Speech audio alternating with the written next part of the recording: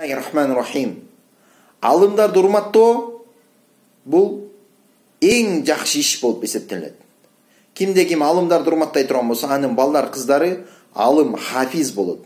Балдар алым болуп чыгат, кыздары алима болуп чыгат, балдар хафиз болот, Куранды жаттаган, жатка көтөргөн, аны түшүнгөн болот. Жана балдар, кыздар хафиза болот, иншалла. Куранды жаттап дайыма окуп тура турган болот, иншалла.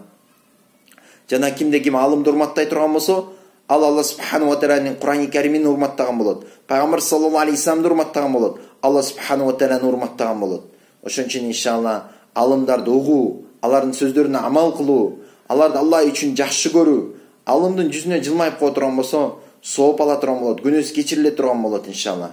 5 нерсени карап эле сооп алабыз го. Ошонун бири алымдын жүзүнө жылмайып кароо, жана хажга барганда Кабаны карап туруу сооп болот. Куранды ачып кароо сооп болот. Ошондой эле аял өзүнүн күйөөсүнө жылмайып карай турган болсо сооп болот.